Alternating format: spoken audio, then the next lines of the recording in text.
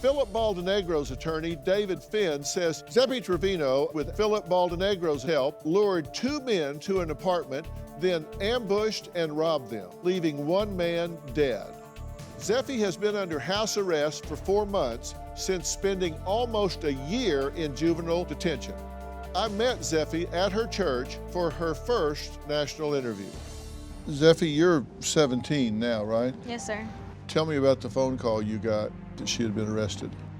We didn't get a phone call per se, as you would think that you would get a phone call, your daughter's, been arrested. How did you find out? A friend of hers from school had seen her arrest and called me and said, Ms. Trevino, I'm not sure, but Zephi was arrested and I don't. So I immediately started calling around. So the authorities didn't call you? No, sir. And I got transferred back and forth.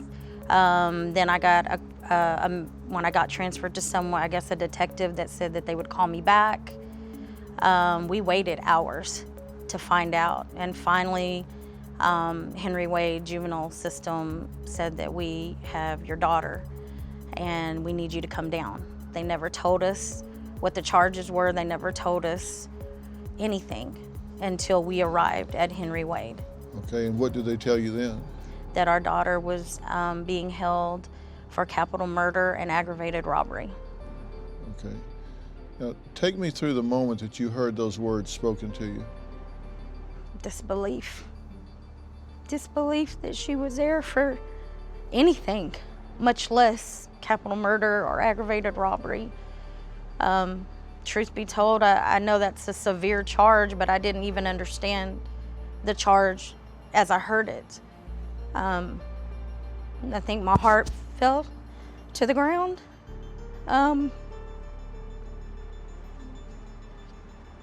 It was just the worst nightmare a parent could hear. Were you there alone? Or No, our family was there. And take me through the moment you heard those words spoken.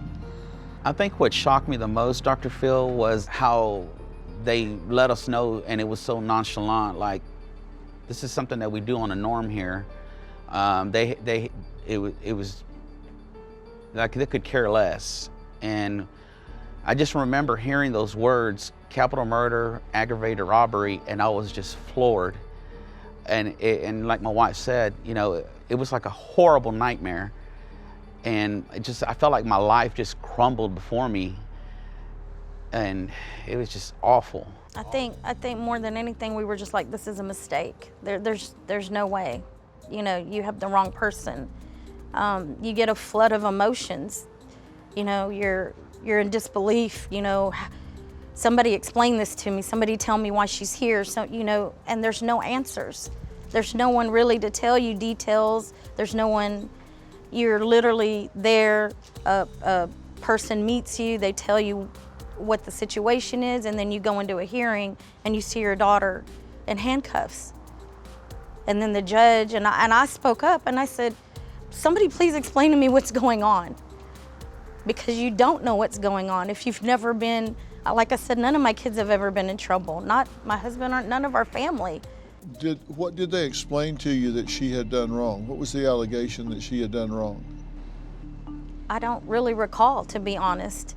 I don't really recall, other than being in that hearing and them saying that. And when they said, well, your daughter's being indicted for capital murder, and that's when, it was 5 minutes at that.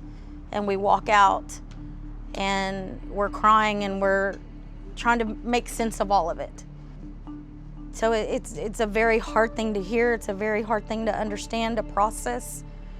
And then of course they take you into a room with it was her PO that we found out later, to just kind of start asking a series of questions to you. Hey, if you liked that video, click subscribe and ring the bell to get notifications. You will not want to miss what I've got coming up.